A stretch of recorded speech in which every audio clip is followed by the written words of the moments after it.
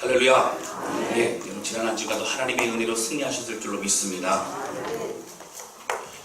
오늘은 무슨 주일이죠?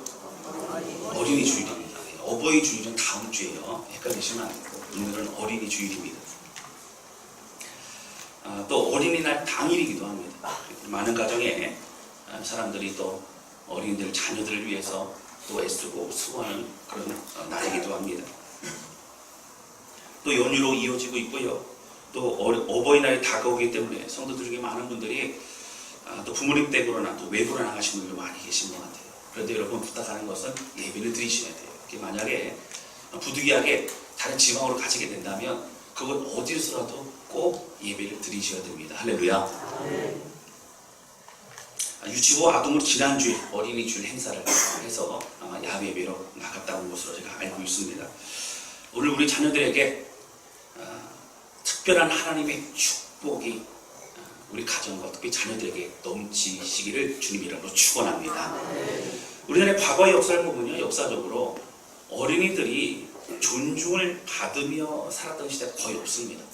특별히 유교적인 사상 속에서 어른들과 부모님을 그 말씀 잘 순종해야만 됐고 존재감 자체가 없었던 시절이 많았습니다. 또 자신이 하고 싶은 꿈을 꿀 수 있는 그런 상황도 갖춰주지 못했던 어렵고 힘든 역사 속에서, 그런 상황 속에서 늘 우리의 주변에 그렇게 살아야만 했다고 하는 것입니다. 그러나 이제는 어린이날도 가정에서 큰 행사가 되었습니다. 그리고 어린이의 위상이 지금 오히려 너무 높아져가지고 황제와 같이 키운다는 그런 말을 들을 정도로 그렇게 위상이 높아졌습니다. 중국은요, 하나씩만 낳다 보니까 얼마나 귀하겠어요. 그래서 어떻게 땅에 내려놓지는 않는다 그래요. 소황제라고 이름을 그렇게 별명을 붙여서 자녀들에게 키운다고 하는 게 문제가 사실 많이 발생하기도 합니다. 어린이를 존중하는 시대가 되었고요. 그리고 잘 양육하는 시대가 되었습니다. 여러분 사실 돈 없어서 학교를 못 보낼 정도의 그런 정도의 시대는 아니라고 하는 것입니다. 그러나 아직도 똑같은 하늘 아래 열악한 환경에 있거나 학대를 받는 아이들도 대한민국에 똑같이 있다라고 하는 거예요. 우리는 기도해야 합니다. 이제는 아이들을 존중하고 공부를 잘 가르치는 것도 중요합니다. 그런데 여러분 사실은 꿈과 비전을 품을 수 있는 아이들로 양육하는 게 너무 중요하다고 하는 거예요. 왜냐하면 나라의 미래가 이 어린이들을 통해서 아름답게 세워질 것이기 때문입니다. 그러면 성경을 통해서 우리 자녀들을 어떻게 양육하는 것이 여러분 옳을까요? 어떻게 우리가 자녀들을 이끌어 가야겠습니까? 오늘 저는 이 말씀을 통해서 우리들 자녀의 양육, 신앙 교육뿐만 아니라 우리 가정의 전반적인 어떤 삶에 대해서 함께 나누는 시간이 될 수 있기를 바랍니다. 첫 번째 우리가 나누기 원하는 것은요, 어릴 적부터 신앙 교육이 무엇보다 중요하다고 하는 겁니다. 오늘 본문의 말씀의 배경은요, 느헤미야와 함께 포로 귀환 시대에 이스라엘 백성들이 성벽을 재건할 때의 일입니다. 우리가 잘 아시는 것처럼 여러분 이스라엘 백성들은요, 솔로몬 왕의 타락으로 인해서 하나님의 진노로 솔로몬 왕 다음부터는 북이스라엘과 남유다로 나누어지게 됩니다.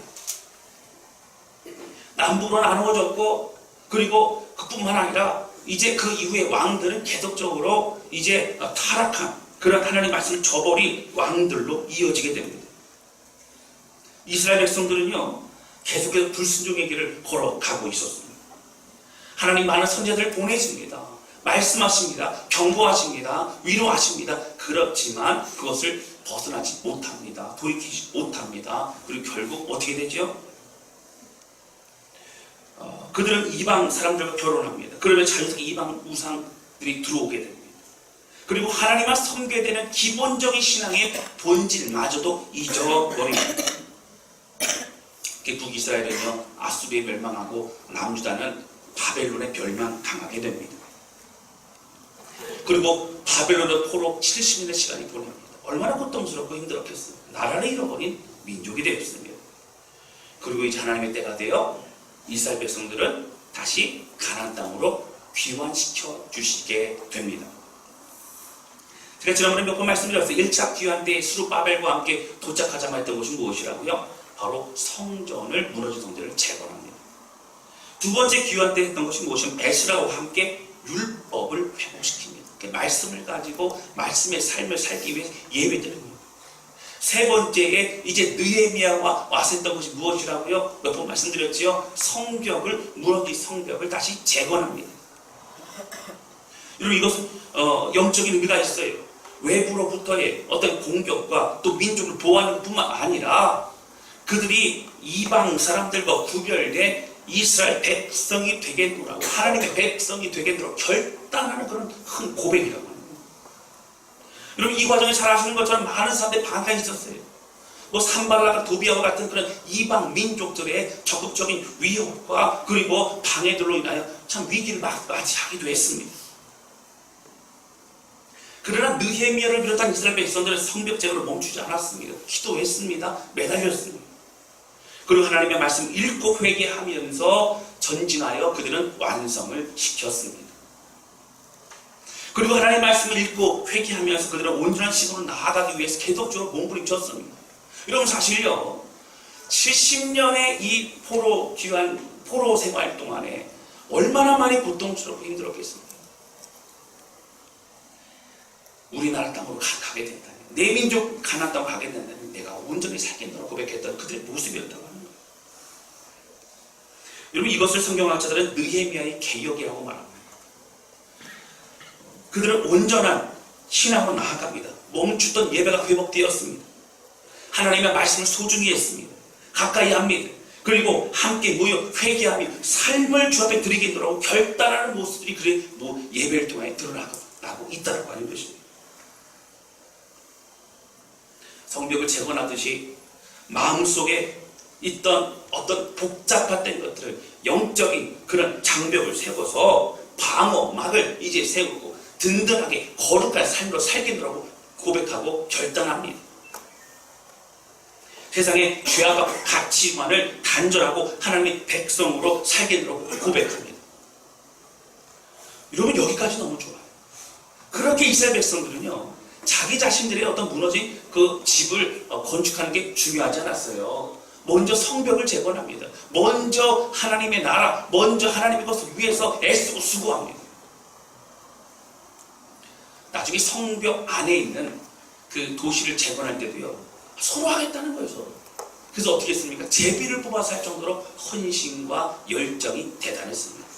여러분, 그런데요 오늘 본문의 말씀 13장에 보시면, 오늘 13장의 내용은 참혹하게 변질되어 버린 그들의 모습을 볼 수 있다고 합니다. 성벽 재건이 끝나고 나서요 많은 시간이 흐릅니다. 오늘 본문의 말씀 13장 6절로 볼 때 추정하건대 BC 아마 433년 정도가 됐을 거라고 추정합니다. 그러면 느헤미야가 오고 성벽을 재건한 이후에 12년의 시간이 흘렀어요. 12년의 시간이 흘렀을 때 벌써 어떻게 됩니까? 변질됐다는 거예요. 하나님을 잊어버리고 살고 있었다라고 하는 것입니다. 여러분, 그때 바벨론으로 복귀해갔고요 이제 그곳에서 왕을 섬기고 있던 느헤미야의 귀에도 변질된 이스라엘 백성 소식을 듣게 됩니다. 깜짝 놀라는 거예요. 그리고 이제 달려갑니다. 달려가서 그곳에서 진도하며 이스라엘 백성들의 그 삶을 다시 바꾸고 있는 모습을 볼 수 있다라고 하는 것입니다. 여러분, 이스라엘 백성들은 포로에서 귀환한 이후에 처음 가졌던 그 감격과 또 회개의 마음을 점점 더 잊어버리고 있었습니다. 13장에 보시면요 이렇게 나와요. 이런 몇 가지를 볼까요? 13장입니다. 여러분 4절 보세요. 보시면 엘리야십이라고 하는 제사장이 도비아를 위해서 성전의 기물들을 보관하고 있었던 어떤 그 방을요 메워줍니다. 여러분, 성전의 기물이라는 것은 거룩한 하나님이 쓰시는 기물이잖아요. 그런데 그것을 어떻게 해요? 끄집어내는 거예요. 성전에 그 희생 제사에 준비하는 그 중요한 그 방인 그것을 끄집어내는 거예요. 그리고 이스라엘 백성들을 대적했던, 힘들게 했던 도비아라는 사람한테 그 방을 내어주고 있더라고요. 이것은 하나님을 모욕하는 겁니다. 이것은 하나님의 그러한 백성들이 이제 안일함 가운데 근데 분별하지 못하고 그렇게 살아가고 있는 모습을 볼 수 있다라고 하는 것입니다. 여러분도 15절 말씀 보세요. 10절 말씀 보실 거예요. 10절 말씀 보시면 여러분 레위인들이 보니까 다 떠났어요. 성전에 레위인들이 없어요. 이게 보니까 그들이 예배를 드리지 않습니다. 레위인들은요 땅을 분깃을 받지 않았어요. 다른 지파들이 받은 것을 가지고 10분의 1을 가지고 이제 11조를 드리고 그것을 가지고 생활을 하도록 그렇게 했습니다. 그런데 어떻게 했어요? 이제 그들에게 그 분깃을 나눠주지 않는 거예요. 기다리고 굶다 어떻게 했어요? 결국 쫓아내버리고요. 그렇게 해서 성전 레위인들이 남지 않습니다. 그럼 왜 그랬을까요? 예배를 드리지 않기 때문에 예배가 소중하지 않기 때문에 그러다 보니까는 필요 없는 겁니다. 필요 없는. 15절 말씀 보시면 안식일에요. 또 술과 여러 물품을 가지고 장사하러 오는 그런 이방인들이 있었습니다. 그러니까 어떻게 해요? 성문을 열어주는 거예요. 성문을 열어줄 뿐만 아니라 그 사람들이 들어왔을 그때에 어떻게 합니까? 이제 그들의 물품을 사고 팔기 시작합니다. 여러분 안식일에는 왜 일도 하지 말라 그러고 물건을 사고 팔지도 말라 그랬을까요? 하나님께 집중하라는 거예요. 하나님께만 예배하라는 거예요. 그런데 그들의 마음이 점점 더 변질되어 가기 시작합니다. 오늘 본문의 말씀 23절에 보시면 더 큰 일들이 펼쳐집니다. 여러분 23절 그리고 24절 두 절을 같이 읽겠습니다. 시작. 그때에 내가 또 본 죄 유다 사람이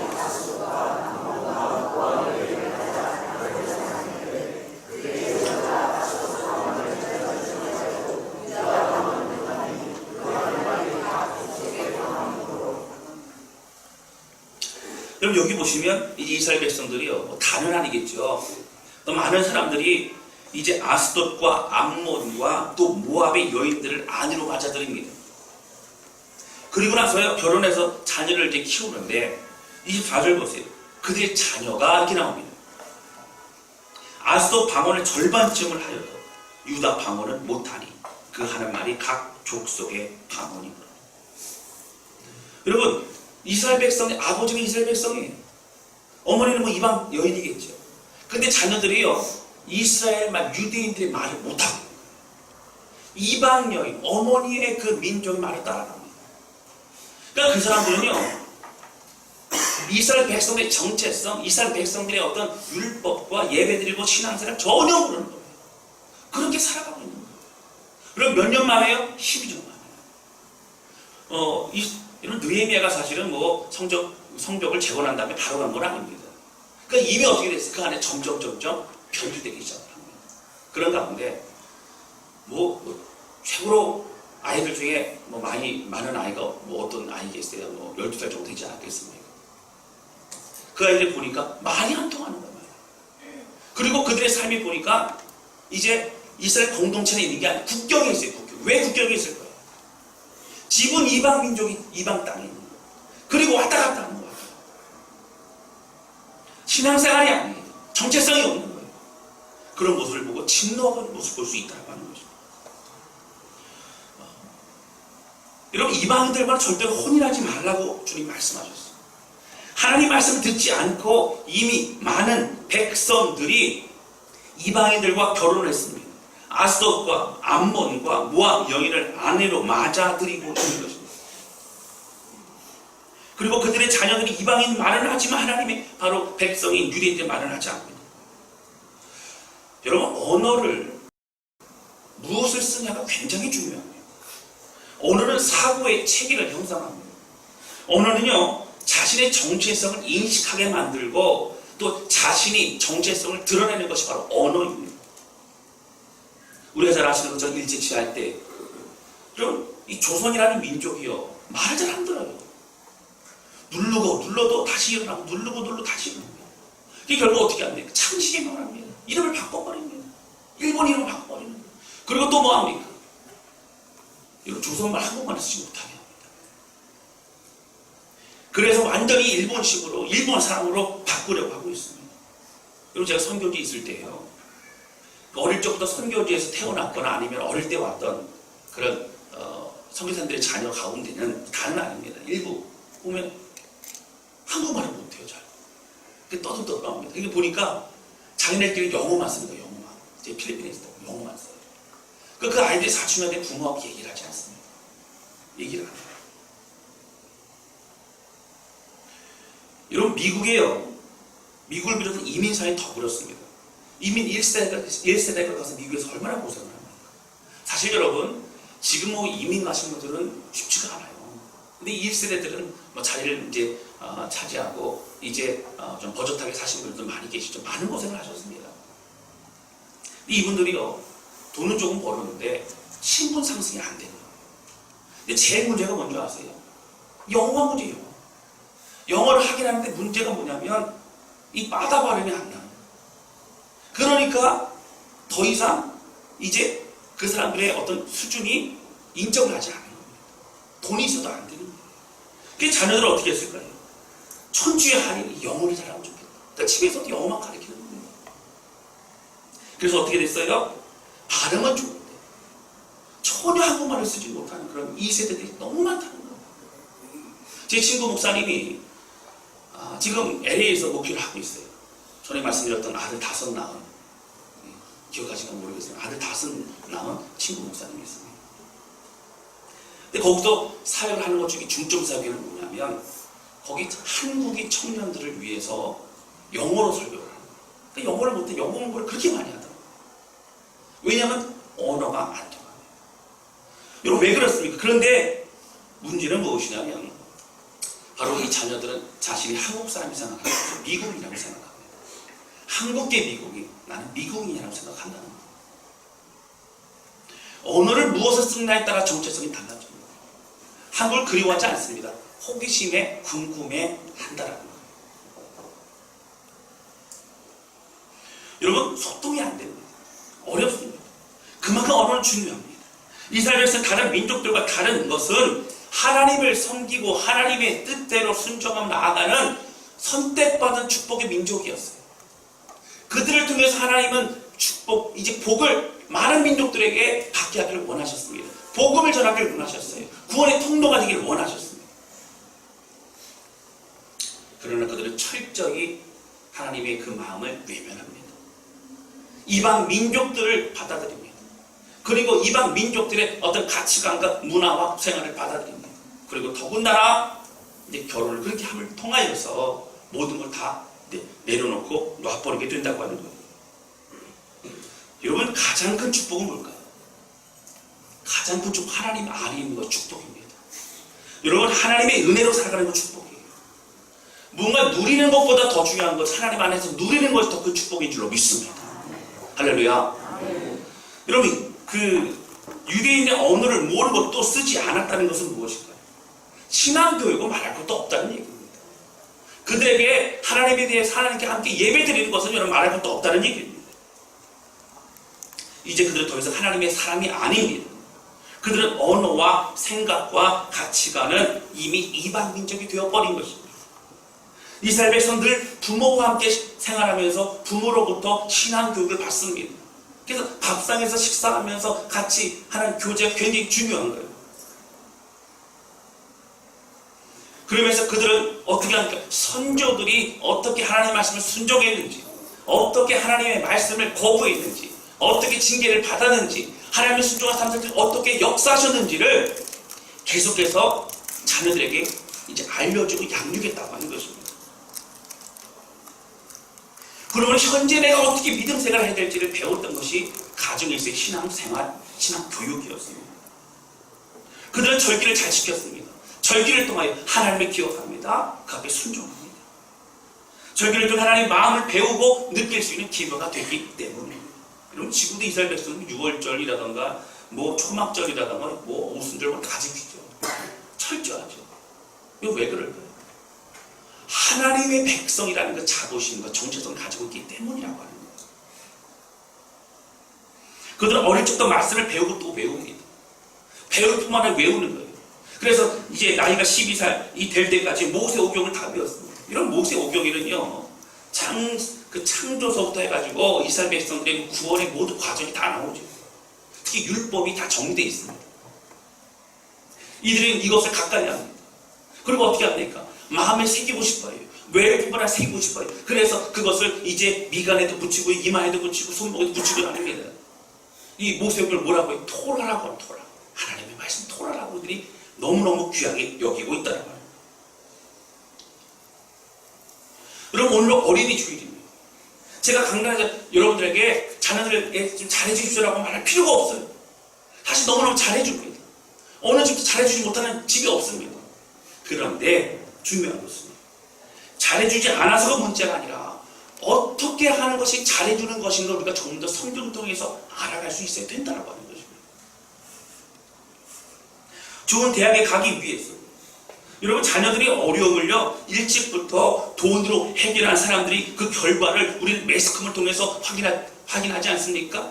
정당한 방법이 아닌 무리한 잘못된 방법으로 그런 것도 많이 있습니다. 이런 좋은 대학 가기 위해 시험지 유출하는 것도 우리는 봤습니다. 이런 드라마에서는 스카이캐슬 여러분 보셨어요?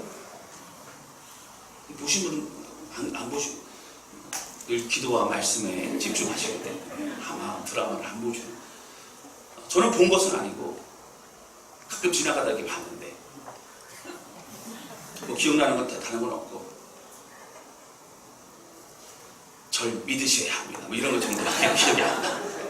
근데 여러분 스카이캐슬이 왜 많은 사람들에게 그렇게 호응을 얻었을까요? 사실은요 학자가 얘기를 하는데요. 많은 사람들이 스카이캐슬 보면서 손가락질을 한다는 거예요. 어떻게 저렇게 할 수 있냐? 어떻게 저렇게 할 수 있냐?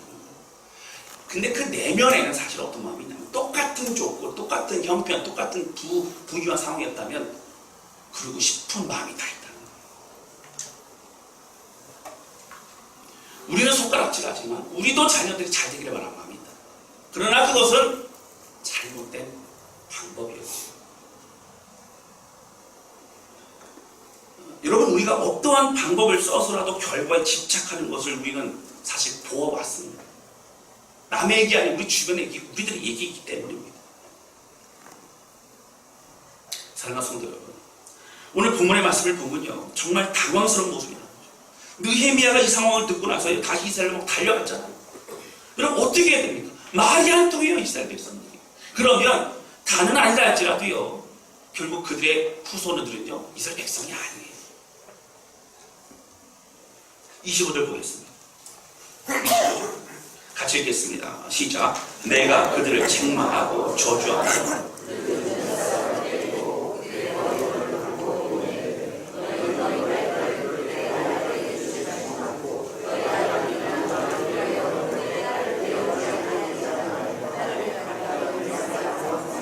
그럼 여기 보시면요 책망하죠도 아니라 저주하고 저주하고 그들 중 몇 사람을 때리고 이 때렸다는 얘기는요 그냥 뭐 등짝을 때리면 이게 아니에요. 태형. 지도 싱가포르에는 태형이 있습니다. 제가 보니까 싱가포르에서 10대 이상은 안 때린대요. 죽는다 그래요. 힘들다 그래요. 5대만 때리고 나면 엉덩이가 터진대요. 이렇게 피가 줄줄 흘러나고. 그게 무섭대요. 여기서 매로 때리고 머리털을 뽑았다는 거예요. 여러분 굉장히 참혹하지 않습니까? 머리털을 뽑았대요. 이것은 이 머리털이나 수염이라고 하는 것은 이스라엘 민족 스스로의 자존심입니다. 굉장히 중요하죠. 에스라가요 이스라엘 백성을 이끌고 이제 가나안 땅으로 돌아왔을 때 무너진 성벽을 보고 또 타락한 이스라엘 백성을 보고 여러분 고통 가운데 뭐 했어요? 자기 수염을 뽑았어요. 같은 거예요. 참혹한 마음의 심령을 옷을 찢는 거로서는 어떻게 할 수 없기 때문에 어떻게 했어요? 수염을 뽑아버리는 것이고 머리털을 뽑는 거예요. 오늘 그렇게 죄를 지은 사람들 머리털을 뽑아버리는 거예요. 여러분 치욕이지만 그 가운데 징계를 통해 다시 회복하자는 그런 의미를 볼 수 있다라고 하는 것입니다. 여러분 사실 우리가 당황스러울 정도의 극한 표현이죠. 그런 모습입니다. 그러나 신명기서 7장 3절과 4절 비롯된 많은 곳에서 제발 이방 사람들과 함께 너희는 만나지만 그들의 문화를 받아들이지 마. 여러분 가나안 땅 정복할 때 왜 그들을 다 몰아냈을까요? 왜 몰아내라고 했을까요? 작은 것서부터 시작하여서 결국은요 편주되기 시작합니다. 작은 것서부터 이렇게 더 큰 일이 벌어질 수 있다는 거예요. 그러니까 늘 자각하고 깨고 여러분 새롭게 해야 된다는 거예요. 새롭게 할 수 있는 그런 돌이킴이 있다면 여러분 가능합니다. 괜찮습니다. 가시줄에 붙잡으면 된다는 거예요. 그럼 제가 읽어드릴게요. 신명기 7장 3절 4절입니다. 또 그들과 혼인하지도 말지 내 딸을 그들의 아들에게 주지 말 것이요 그들의 딸도 내 며느리로 삼지 말 것을 그가 내 아들을 유혹하여 그가 여호와를 떠나고 다른 신들을 섬기게 하므로 여호와께서 너희에게 진노하사 갑자기 너희를 멸하실 것이니 이렇게 나옵니다. 여러분 요즘 교회마다요 우리 청년들의 결혼 문제로 목사님들이 참 많이 기도하세요. 그래서 어떤 교회들은 어떻게 하냐면 같이 우리 같이 믿는 우리 청년들 같이 만나서 소개팅도 하고 같이 좀 어떤 행사도 하고 그러면서 서로 그리스도 안에 잘 만남을 좀 가질 수 있도록 도와주겠다 이런 그런 얘기들도 참 많이 합니다. 만날 기회가 없는 거예요. 교회 안에서 만나라고 뭐라 그래요? 매력이 없대 매력. 같이 이렇게 어릴 때 자라나고 하는데 매력이 없는 거예요. 전혀 이성으로 보이지 않는 겁니다. 그래서 어떤 목사님이요 이런 얘기를 하시더라고요. 교회에서 정말 헌신적이고 리더이고 모범적인 이게 청년들 중에서도 그렇게 잘 섬기던 그런 자매 하나가 이제 찾아왔다는 거예요. 아, 목사님 이제 결혼하려고 합니다. 그렇다는 거예요. 그래서 이제 이 목사님 기대를 한 겁니다. 아, 어떤 청년이냐, 어떤 남자냐 물어봤다는 거예요. 그랬더니 뭐라고 하냐면, 아우 제가 만나서 교제를 할 지 얼마 안 됐는데 다 준비됐어, 다 준비됐어, 다 완벽해요, 완벽해요. 너무 깜짝 놀라가지고 뭐가 완벽한지 집도 있고요, 차도 있고요, 잘생기고요, 키도 크고요, 뭐 이렇다는 거예요. 그래서 깜짝 놀라서 그러냐 그랬더니 근데 한 가지가 조금 부족해요. 한 가지가. 그래서 한 가지가 뭐냐 했더니 교회를 안 다녀요, 교회를. 근데 문제는 지금도 안 다니고요, 그리고 앞으로도 안 다닌대요. 그래서 이 목사님이 어떻게 해야 되나 어쨌든 그래서 난감해하면서 뭐 기도해줬다 그런 얘기를 제가 들었습니다. 여러분 이것은 모든 것이 다 준비된 게 아니고요, 한 가지만 준비가 안 된 것이 아닙니다. 모든 것이 다 준비가 안 된 겁니다. 여러분 적어도 내가 결혼하기 전부터 교회를 다니겠다고 그러고, 그리고 결혼해서도 교회를 열심히 다니겠다고 그러고 약속해도 쉽지가 않아요. 쉽지가 않아요. 근데 안 다니겠다는데 그건 알고 뭐 결혼하자고 얘기하는데 그것을 좋다라고 한다는 것은 여러분 있을 수가 없다는 거예요. 여러분 사람들이 얘기할 수 있습니다. 결혼해서 전도하면 된다고 얘기합니다.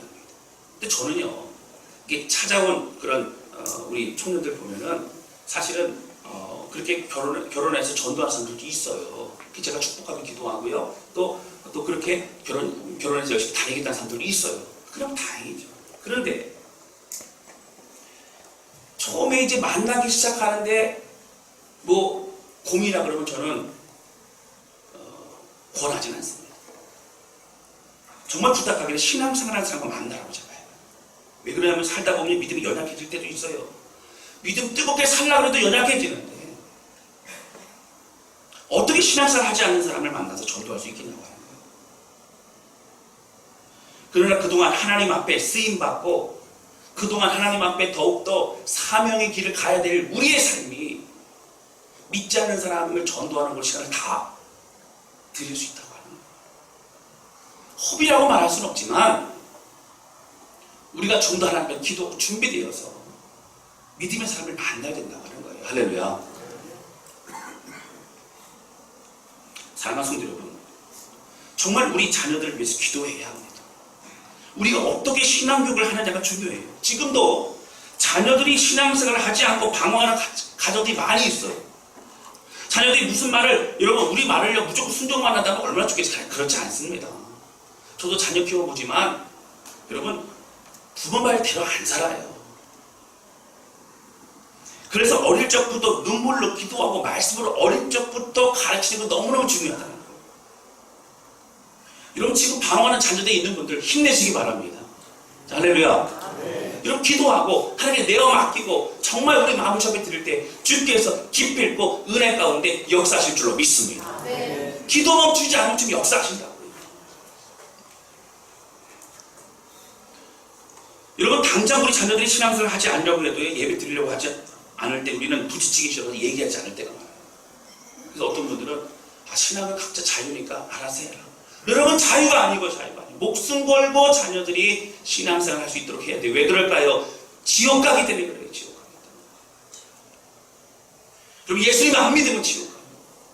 그렇게 두어서는 안 되지 않습니까? 적어도 우리는 기도하는 것을 멈춰서는 안 된다고 하는 거예요. 할렐루야.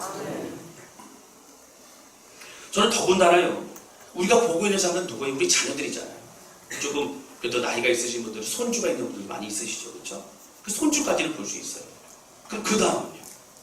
그럼 그 다음은 어떻게 하실 거예요? 그 밑에 또 어떻게 하실 거예요? 그 밑에는 어떻게 하실 거예요? 우리의 자녀가 신앙생활을 하지 않는데 우리의 손주가 신앙생활하는 것은 여러분 만무하고요. 그 밑에가 신앙생활은 또 여러분 쉽지 않다는 거예요. 그럼 우리의 가문은 신앙의 가문이 아니라 지옥 가는 가문이 되는 거예요. 그래서 목숨 걸고 자녀들의 신앙 양육을 해야 된다고 하는 것입니다.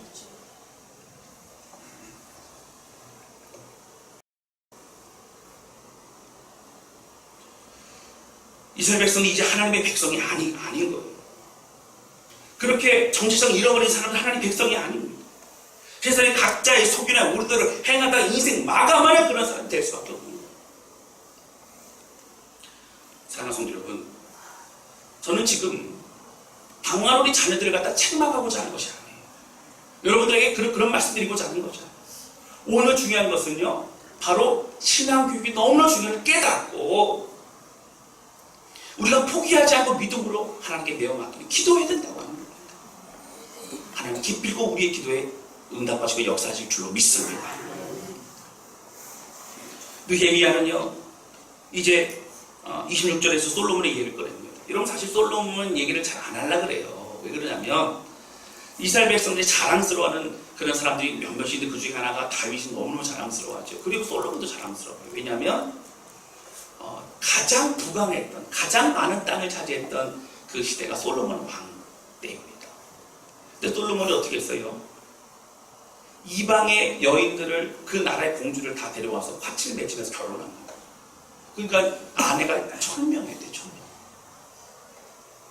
1000명. 그런 상황에서 그들이 들어오면서 이방 신들도 같이 들어오고요. 이방 신들 신들을 다 만들어줬어요.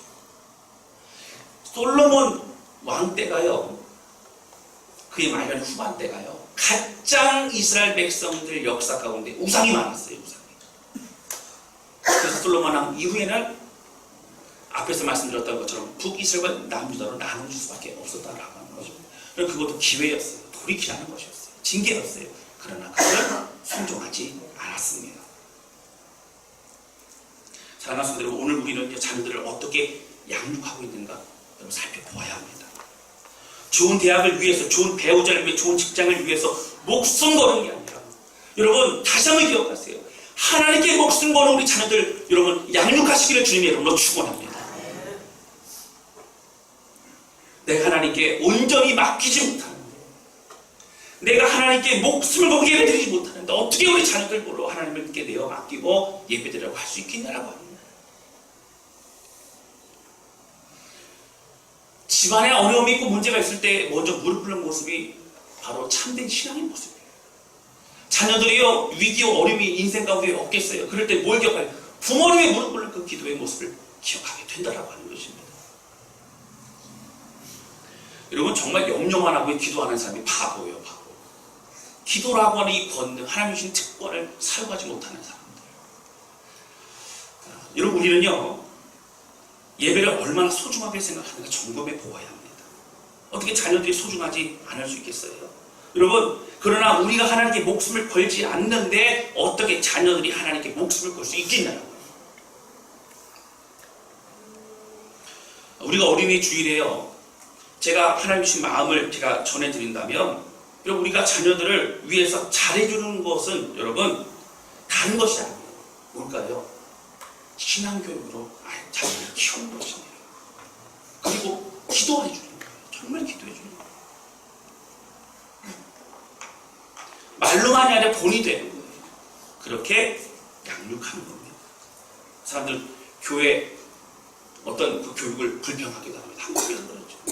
여러분 사실은요, 교회 학교에서 최선을 다하고 있지만 그 학자들이 연구한 걸 제가 보니까 목회한 신학에 제가 본 적이 있어요.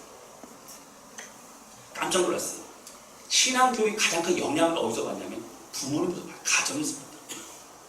그러니까 가정에서 영향을 받기 때문에 어떻게 가정에서 부모님이 생활하고 어떠한 신앙생활을 하는 거에 따라서 자녀들의 신앙생활이 결정된다는 것이에요. 여러분 사실 교사 선생님들이 얼마나 헌신적으로 가르치고 봉사하고 있습니까? 함께 우리가 가정에서 함께 눈물로 기도하며 여러분 가정에서 신앙 교육이 더 큰 영향력이 될 수 있도록 우리가 그렇게 기도하고 협력해야 될 줄로 믿습니다. 할렐루야. 오늘 본문의 말 두 번째, 작은 타협은 점점 모든 것에 타협이 되고 만다고 하는 거예요. 우리가 쉽게 타협해서는 안 됩니다. 타협이라고 하면 우리는요 어떤 거대한 걸 생각할 때가 있어요. 여러분 그게 아니고요, 뭐냐면 이런 거예요. 우리가 작은 것서부터 타협하기 시작하면 그것은요 거대한 물줄기로 변할 수 있다는 하는 것입니다. 좀 더 할게요 제가.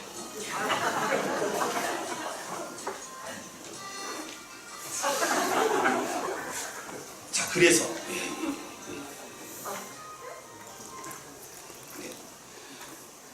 여러분 앞에서 말씀드렸지만 성전을 대적자들에게 내어주고,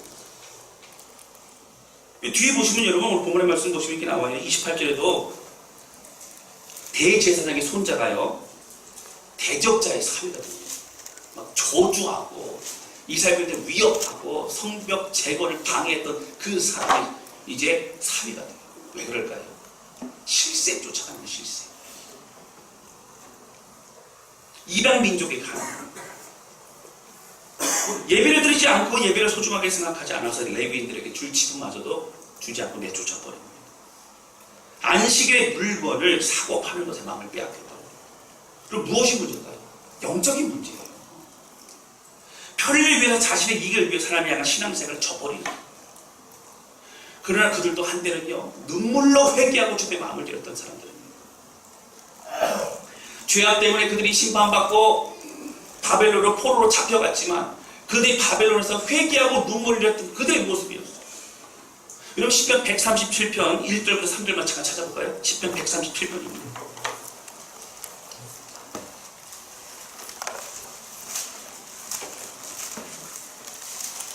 시편 137편 1절부터 3절입니다.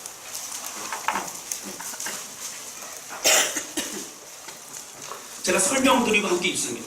여러분 그들이 갔는데 수금을요 하나님께 예배할 때 찬양할 때 닦던 수금이가 있어요. 근데 바벨론 사람들이 어떻게 해요? 조롱하고 희롱을 하면서 우리가 지금 흥에 겨워야 되니까는 그 연주 좀 하라는 거예요. 하나님 앞에 예배 드리던 그것을 가지고 저들에게 줄 수 없다. 그래서 버드나무까지 걸어버리고 나는 연주하지 않게. 그 고통의 마음을 가지고 울고 있는 것입니다. 1절 제가 읽겠습니다. 2절 여러분들 읽으시면 됩니다. 우리가 바벨론의 여러 강변 거기에 앉아서 시온을 기억하며 울었도다. 같이 읽겠습니다. 이는 우리를 사로잡은 자가 거기서 우리에게 노래를 청하며 우리를 황폐하게 한 자가 기쁨을 청하고 자기들을 위하여 시온의 노래 중 하나를 노래하라 하미로다. 아멘. 여러분 4절 보시면 우리가 이방 땅에서 어찌 여호와의 노래를 부를까? 너무 고통스러워요. 여기 이거 뭐 회개의 마음이에요. 사실 여러분 수금 가지고요 이 사람도 기분 맞춰주고 저는 기분 맞춰주면 될 것 같아요. 그렇죠? 그게 아니에요. 하나님을 위해서 예배드리지 못하는 그 고통의 마음을 가지고 표현할 수 있다고 하는 거죠. 사랑하는 성도 여러분, 여러분 그들이요 또 눈물을 흘린 적이 많이지 또 하나겠어요. 스룹바벨과 함께 이제 1차 귀환 때 와가지고 성전을 재건하지 않습니까? 오늘 성전을 재건해요. 근데 성전을 재건하고 나서 그들이 또 눈물을 흘립니다. 두 가지예요. 첫 번째요, 이제 성전을 재건하여 예배드릴 수 있구나 감격 때문에 눈물을 흘려요. 두 번째는요, 초라한 성전 때문에 그렇게 눈물을 흘립니다. 이제 하나님께서 주셨던 다윗의 성전이 얼마나 놀라운가. 우리의 죄악 때문에 이렇게 이런 상호된 것에 대해서 고통스러워하면서 회개의 그런 마음을 가지고 눈물을 흘리고 있다라고 하는 것이에요. 여러분, 그랬던 이스라엘 백성들이었습니다. 그 함께 모여서요, 이제 하나님의 일을 먼저 우선권으로 하려고 했던 사람이 이스라엘 백성들. 왜 그랬을까요? 12년 만에 왜 그랬을까요? 여러분, 아니에요. 점점 더 조금씩 그들은 타락의 길을 걸어가고 있었다라고 하는 것입니다. 사랑하는 성도 여러분, 우리가요, 뜨겁게 은혜 받았다고 그것으로 살 수 있는 것이 아니에요. 그 감정이 우리의 삶을 보장하지 않습니다. 여러분, 그 말씀을 가지고 주님 붙잡고 매일같이 살아갈 때에 믿음 안에 승리할 수 있는 줄로 믿습니다. 예배에서 은혜 받은 감정은 여러분 얼마 가지 않아요. 그곳에 임하신 주님과 함께 나가는 삶이 중요해요. 그 다음에 순종하는 삶이 중요해요. 작은 것에도 이제 타협하지 않으려는 삶이 중요해요. 여러분, 실수할 수 있어요. 우리의 삶에 그런 부분 다시 드러낼 수 있어요. 맞아요. 그 다음이 중요해요. 돌이켜야 합니다. 그리고 결단해야 됩니다. 세워져야 합니다. 여러분, 우리가 작은 것에도 타협하지 않기를 주님의 이름으로 축원합니다. 죄악의 들어옴을 여러분 막으시길 바랍니다. 그리고 어떻게 해요? 철저히 믿음 안에 승리하시길 바랍니다. 여러분, 자녀들 오늘 어린이 주일이에요. 여러분, 어떻게 축복하시겠어요? 뭐 선물도 주고 다 하세요. 그런데 정말 자녀를 기도하세요. 그리고 우리 자녀들 위해서 남은 삶을 신앙교육 잘하겠노라. 내가 본을 보임으로 알려주겠노라. 고백하며 우리 삶을 주변에 결단을 고백하는 저와 여러분 되시기를 주님 이름으로 축원합니다.